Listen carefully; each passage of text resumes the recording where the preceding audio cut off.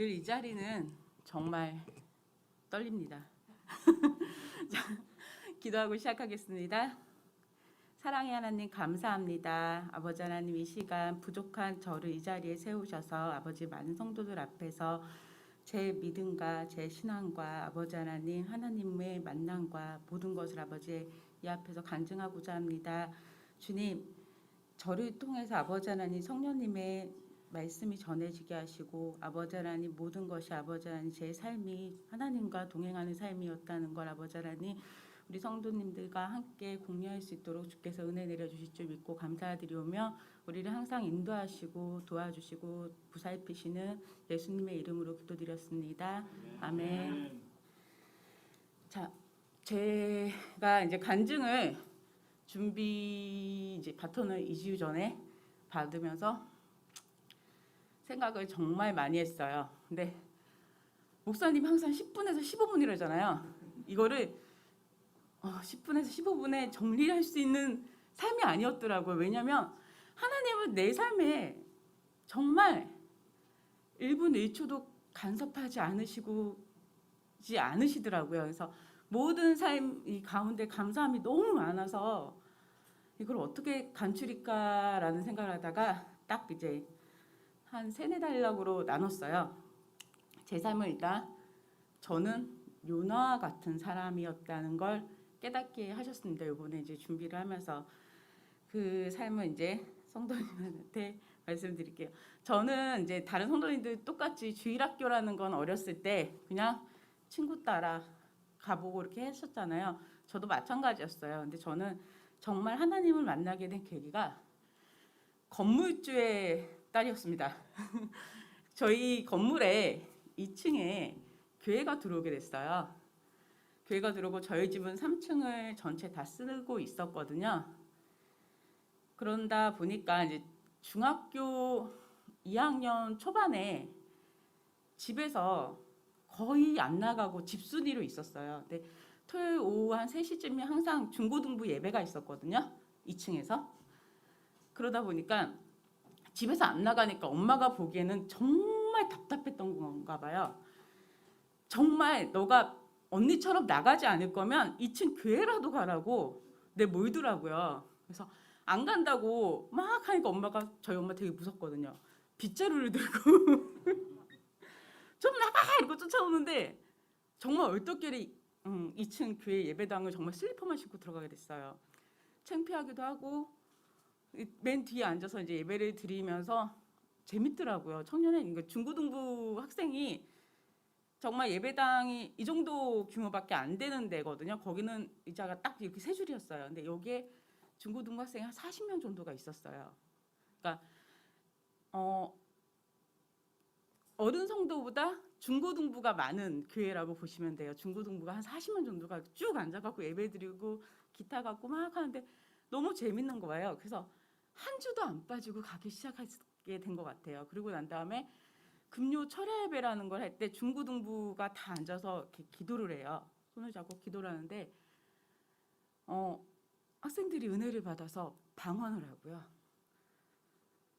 정말 이렇게 입신한다고 하면서 이렇게 딱 기도하다가 넘어가서 정말 천국을 보는 학생들이 막 이렇게 있고 너무 신기하고 처음엔 너무 무섭고 신기하고 막 그러는데 나중에 어느 정도 지나가고 기도를 하는데 이제 저만 다니던 교회가 엄마도 내려와서 예배를 드리게 되고 언니도 예배를 드리게 되고 막 이러는데 같이 예배를 드리는데 다 이렇게 방언을 하는데 저도 왠지 이 마음에 하나님 저도 주세요 라는 마음이 드는 거예요. 하나님 저도 주세요. 그 마음에 앉아서 이제 기도를 하는데 저는 안 주시더라고요. 그래서 목사님한테 중고등부 전도사님한테 물었어요.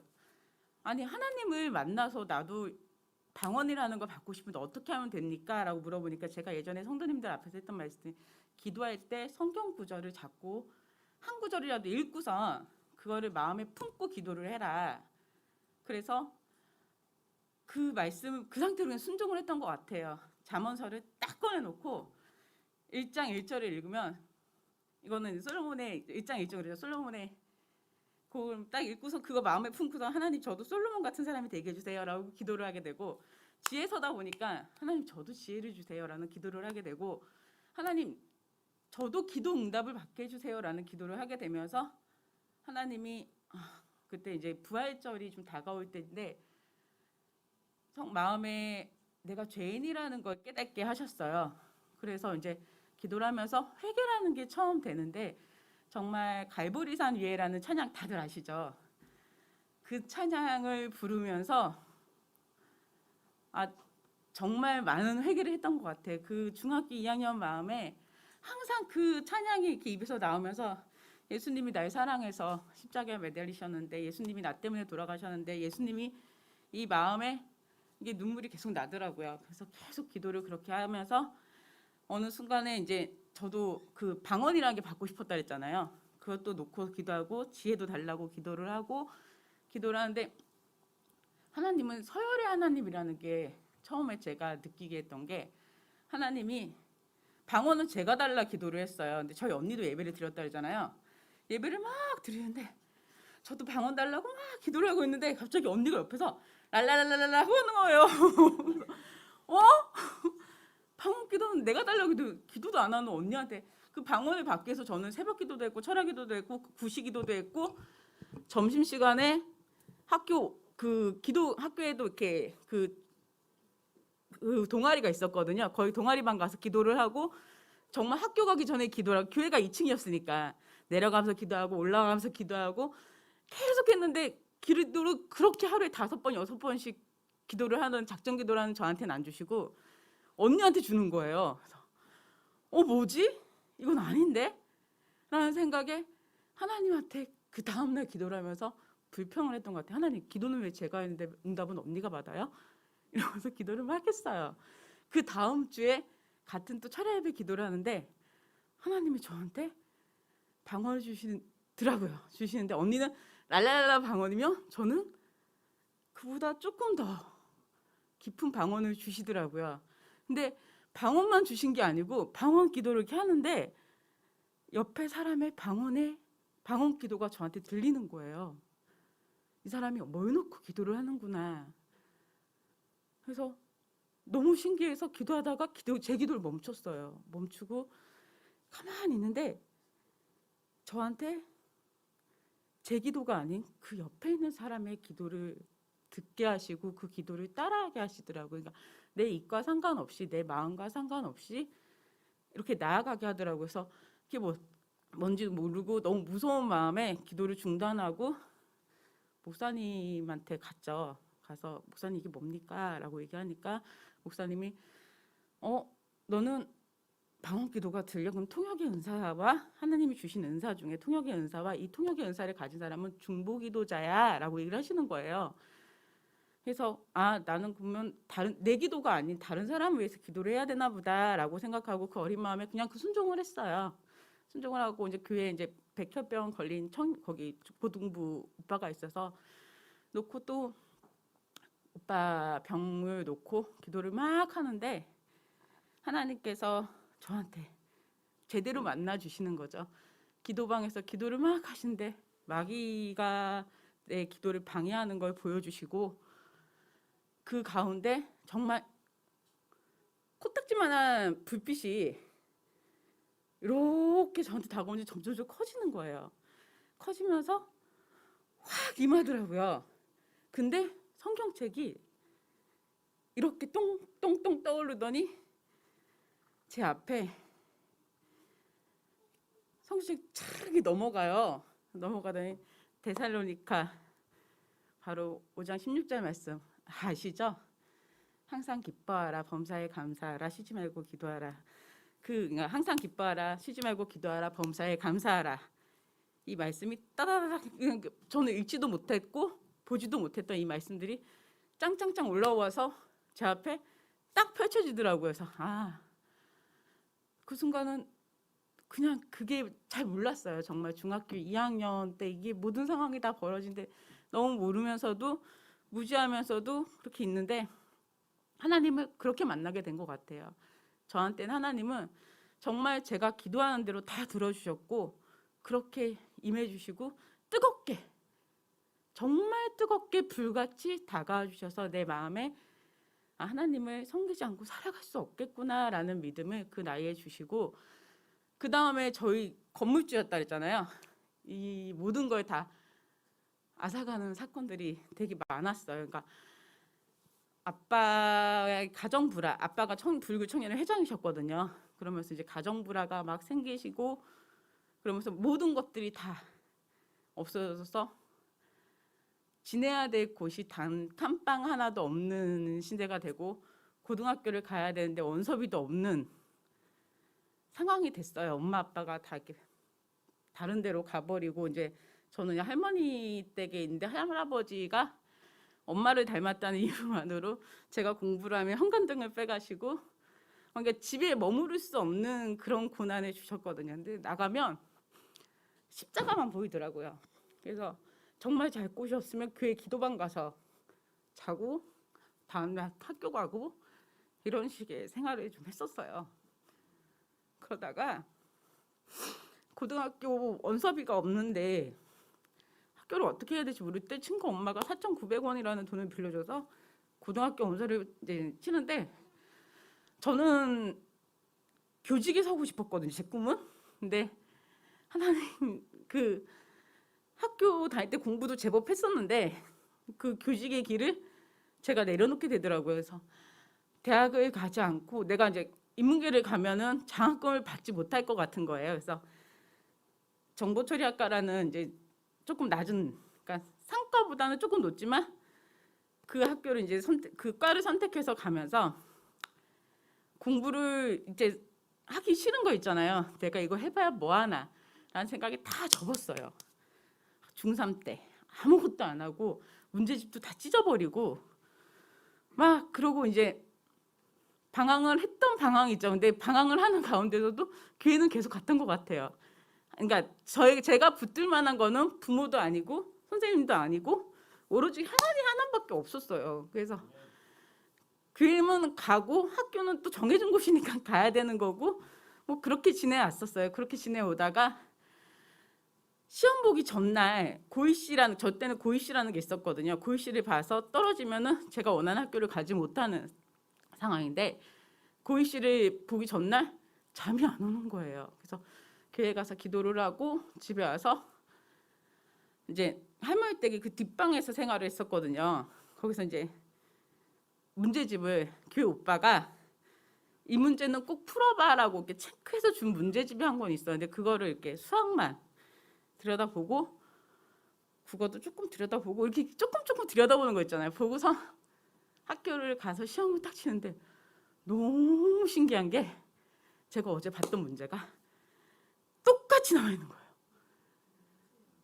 국영수가 다. 그래서 정말 은혜롭지만 고등학교를 수학으로 장학금으로 학교를 갔어요.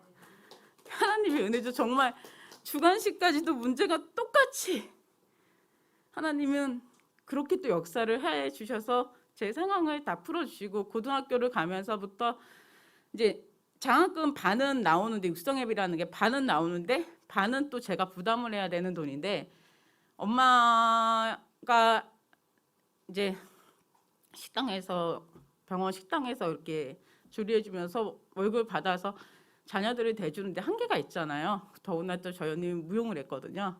그래서 엄마랑 연락도 잘 안 되는 편이었고, 아빠는 온데간데 없고, 이 상황이 되게 안 좋았고, 고등학교 갈 때만 해도 할아버지 할머니가 넌 학교 다니지 말고 가서 돈 벌어서, 공장 가서 돈 벌어서 언니 학비 내, 집에서 첫째가 잘 돼야지 되는 거야 라고 얘기하셨어요. 근데 저희 할아버지도 그 공무원이셨고 돈 진짜 많으셨거든요.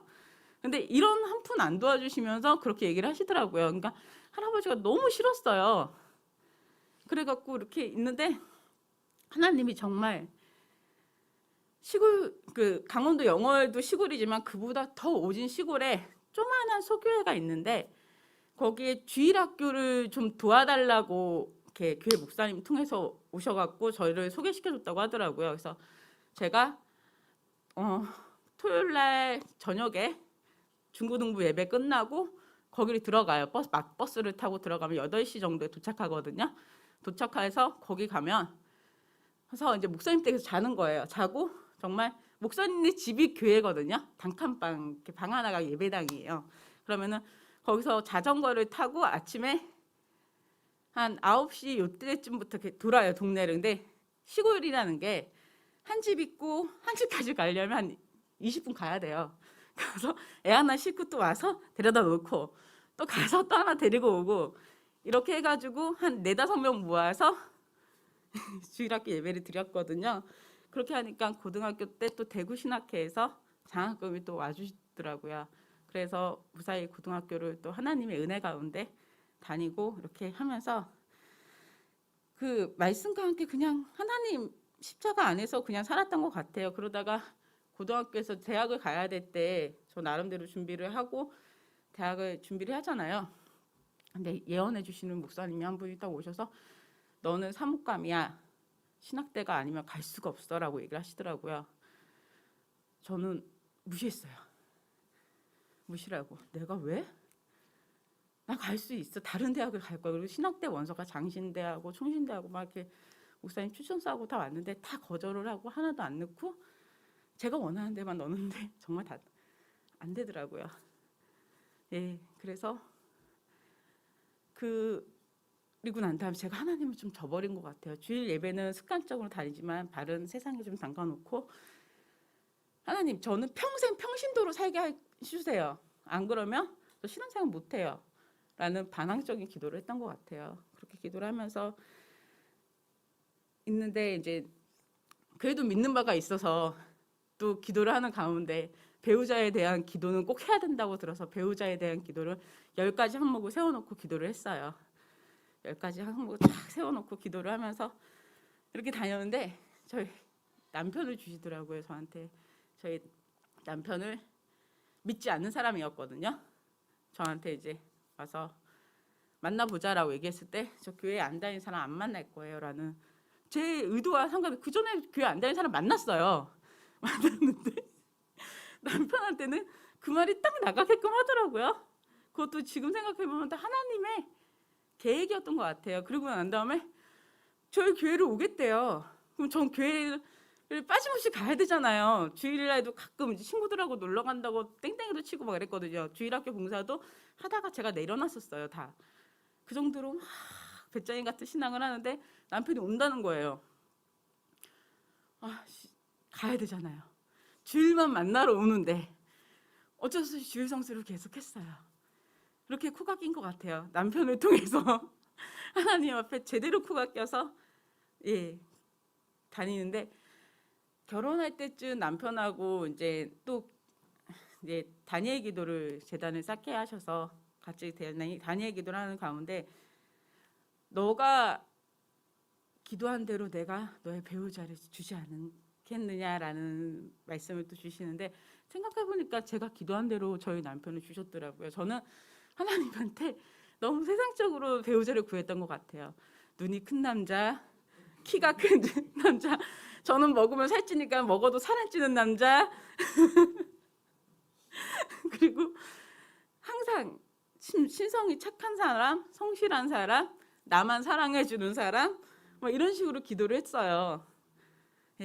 그리고 이제 마지막에 가서는 나와 신앙관이 같아서 같이 예배 생활을 잘할 수 있는 사람을 달라고 기도를 했는데 정말 하나님은 그 기도를 다 들어주셨어요. 제가 그러니까 180 이상은 안 된다 그랬는데 180 딱 주시더라고요. 네, 그 마음에서 살면서 저는 정말 요나처럼 하나님이 그러니까 이렇게 해라라는 길을 저는 제 사람의 생각으로 다 선을 긋고 도망을 갔지만 그 안에서 하나님은 또 다시 붙들어다가 저를 만드시더라고요. 그래서 제가 생각하기에 하나님은 정말 저를 사랑하시고 저를 주님 안에서 항상 또 있을 수 있게끔 하나님이 저를 만지시고 다듬고 세워가는구나를 저는 늘 생각하면서 아침에 눈을 뜨면서도 참 감사하다는 생각이 들어요. 우리 요나 2장 9절에 나는 감사하는 목소리로 주께 제사드리며 나의 서원을 주께 갚겠나이다. 구원은 여호와에게 속하였나이다라는 그 말씀이 지금 제 삶의 말씀인 것 같아요. 저는 그냥 하나님께 감사하며 살고 이 안에서 또 순종하고 하나님이 주신 제 그 삶 가운데 모든 축복을 제가 갚으며 살아가야 될 것 같습니다. 네, 우리 성도님들도 하나님의 사랑 안에서 늘 감사하는 삶이 되길 원합니다. 네, 감사합니다.